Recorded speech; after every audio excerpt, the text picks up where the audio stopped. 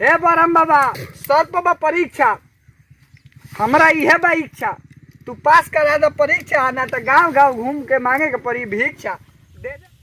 नमस्ते प्रणाम गोर लगतनी सब भोजपुरिया दर्शक के भोजपुरी क्राइम बाबा चैनल में तरुआ लोन के जैसे कि मालूम बा कि बिहार मैट्रिक बोर्ड के परीक्षा चालू होखे वाला बा। तो परीक्षा के लेके स्टूडेंट काफ़ी टेंशन में बड़े, पढ़ाई कुछ भइल नहीं है आ परीक्षा तो देवही के बा। तो कुछ लड़का सन सामने भेंट कल जाइए। एगो लड़का भगवान के लगे जाके देखी जे का करता, बरहम बाबा के लगे शायद गइल बा, चली बात कही जाओ। ओ लड़का देखिए एगो ही लड़का बुझाता जे बरहम बाबा के लगे बैठल बा, चली हम देखी जे लड़का के परीक्षा बा मैट्रिक के आ देखी परीक्षा बा, लेकिन लड़का का जाने का बैठ के बरहम बाबा के लगे हिलावता, हमरा बुझाते नहीं है। ए बाबू तनी अब का कहीं जे पढ़ाई वढ़ाई कुछ कइले नहीं किया, मैट्रिक का परीक्षा बा हमार। अच्छा ऑनलाइन पढ़ाई करता रखा है बरहम बाबा के लगे। हाँ तो बरहम बाबा के लगे आली लोग कहला जे बरहम बाबा से लोग के बेटा मिल गइल, केकरा दिन भतार मिल गइल, केकरा का मिल फलानवा डिमकानवा कहला लो। रुकी तनी हम एकरा के रोक ली, तनी एकरा के धो दी। हाँ पूछी अब तो उहे हम पढ़ तनी बरहम बाबा के लगे, बरहम बाबा से अर्जी करते हैं हम जौन पढ़ले तो नहीं खी हे कोरोना में तो स्कूलो बंद रहला। अच्छा तो जानते मानी ये के हम का कही है देखत रही कुछ आवत आई हम रोए का मन करता, लेकिन का कही हम। अच्छा कोरोना में परीक्षा हुई तो नीतीश सरकार पास करा दी है, काहे टेंशन ले बने।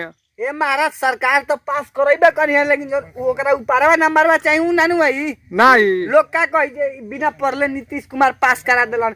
तो मान लीजिए कुछ बरहम बाबा दी है, कुछ नीतीश सरकार दी है, तो फर्स्ट डिवीजन आ जाई। अच्छा बेरा पार लग जाई। हाँ देखी अगर रउआ नहीं पढ़ले हाँ अरे रिजल्ट आ जाता बढ़िया।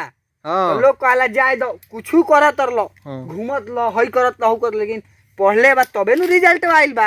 अच्छा अगर रउआ पढ़ले बानी यार रिजल्ट नहीं खेवत हाँ। तो लोग कही बे पढ़त रहो, उ तो झूठ कॉपी लेके बैठ जाई या मोबाइल चलाई, उ का पढ़ी। तो बरहम बाबा पर लेकिन पूरा विश्वास बा कि ना जे पास करा दिए बरहम बाबा। महाराज बरहम बाबा हमनी के गांव के बरहम बाबा जाता बरहम बाबा हुए रहे हैं काहे कहतनी। अच्छा जगता हुए हां तो कॉपिया पे जाके बरहम बाबा लिखे कि रउआ लिखे। महाराज हां कॉपिया पर हम लिखे, लेकिन उ लिखाए वाला बरहम बाबा रही है। अच्छा हां हे बरहम बाबा सर बाबा परीक्षा हमरा इहे बा इच्छा तू पास करा दो परीक्षा ना तो गांव गांव घूम के मांगे के पड़ी भिक्षा दे दे बाबा दे दे राम दिला दे राम देने वाला सीताराम। अच्छा तो इतना जब ध्यान अगर पहले दिले रहती कोरोना में घर ही पढ़ले रहती तो हमरा बरहम बाबा के लगे ना आके नानू हिलावे को पड़ी।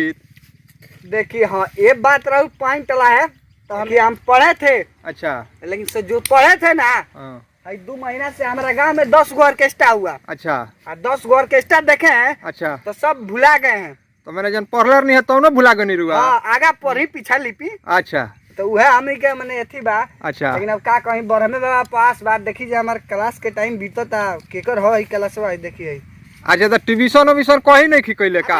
महाराज ट्यूशन मास्टर पढ़ावत तरन से जी ना पढ़ावत नहीं खा सकी लड़का पढ़त नहीं खा हाँ ई बात जायज बा पढ़ेला लड़का बारन सो। अच्छा लेकिन बरहम बाबा से का मंगाई।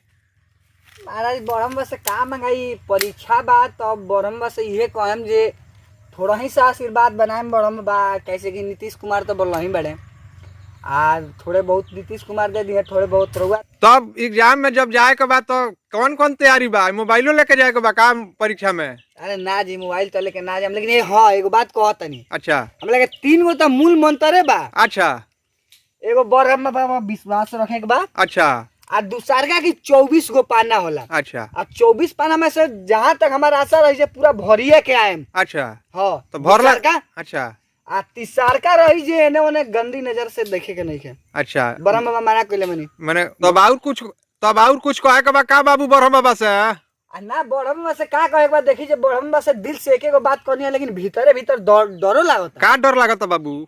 अरे महाराज जी जान जाइए बरहम बाबा ढेर जगता बाबा है। अच्छा अगर यहाँ के कहीं एक बार हमारा पर छप्पर फाड़ के ध्यान दे दे नी अच्छा तो हमार तो कल्याण बढ़ रही बा। उ का है हमारे तो जिला वाला में टॉपर ऊपर आ जाए तो सलाम मतलब हाई 70 को मीडिया पैदा भइल बड़ा सो जोन है। अच्छा अच्छा का अच्छा ई दुआर के माटी कोड़ दिहन से माइक लेके। अच्छा आ माइक कोड़ला खानी कोड़ियन सो। हाँ ई तो माइक मुंह में हुर देता रहन सो। अच्छा आ कहतन से आप कैसे हुए आपका क्या है हम यही जी बरहम बाबा के लगे माने का कहीं हम कुछ सब कुछ होई। हां माने ब्रह्म बाबा के आशीर्वाद नु महाराज जगता ब्रह्म बाबा आई आके अच्छा, अच्छा। हाँ, जगता ब्रह्म बाबा आई अच्छा मैंने अपना विश्वास नहीं था ब्रह्मे बाबा पर विश्वास बा। तो मान लीजिए दोनों आदमी के विश्वास मिलौनी जिलौनी बा। अच्छा हाँ ब्रह्म बाबा का हम भक्त हई। अच्छा तो एक नंबर ये पढ़ले बानी यहाँ की लॉन्ग क्वेश्चन पढ़ले बानी।